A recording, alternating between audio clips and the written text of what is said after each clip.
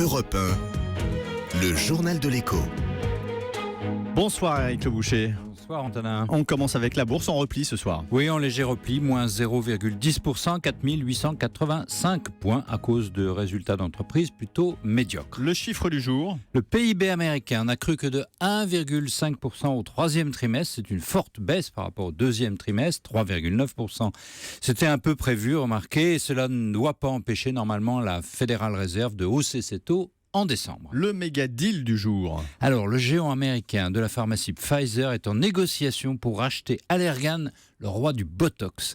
Le mariage va créer le numéro 1 mondial de la pharmacie, valeur 300 milliards de dollars. C'est le plus gros mariage de l'année.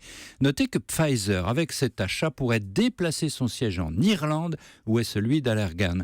Ça, pour échapper au fisc américain. Ça rappelle l'histoire d'Apple et ses 205 milliards de dollars. Ouais. Alors ce soir, le fait du jour, c'est la première banque allemande, la Deutsche Bank, qui va supprimer 26 000 emplois, un quart de ses effectifs. C'est un empire germanique qui chute en quelque sorte. Un deuxième après Volkswagen. La Deutsche Bank, c'était la grande banque d'Europe, la plus grande, un roc sur lequel était ancrée toute l'industrie outre-Rhin. Alors que s'est-il passé ? Le nouveau PDG, un Anglais, John Cryan, qui avait dirigé auparavant l'UBS suisse, a pris les rênes au 1er juillet. Qu'est-ce qu'il a découvert ? Une banque très mal gérée, une organisation mal contrôlée, pléthorique, des coûts extravagant, le passage à l'informatique complètement raté, et puis les doigts pris dans de nombreux scandales en Russie ou bien à Londres dans les manipulations du taux du Libor. Cela va coûter 26 000 emplois, parce que c'est ce qu'il a décidé de faire, 44 000 en Allemagne.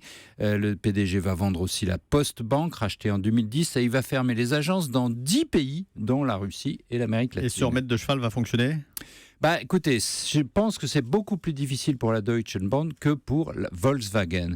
La banque de Francfort, c'était le pivot de la banque industrie hier, le cœur du capitalisme outre-Rhin. Les grandes banques étaient les actionnaires principaux des groupes industriels, ils étaient tous soudés. Puis peu à peu, les directives successives de Bruxelles pour rétablir la concurrence dans les années 90 ont fait sauter ce système de la banque industrie, et les banques allemandes ne se sont jamais vraiment remises. La Deutsche Bank est tombée à New York dans des marchés financiers où elle a pris bouillon sur bouillon. Les banques françaises ont beaucoup mieux réagi dans l'ensemble. L'Allemagne a des points forts, l'industrie automobile reste un point fort, elle a des points faibles, son système bancaire en est un, c'est symptomatique, ils font appel à un Anglais pour se redresser. Merci Eric Le Boucher, à demain après le journal de 19h pour le journal de l'écho.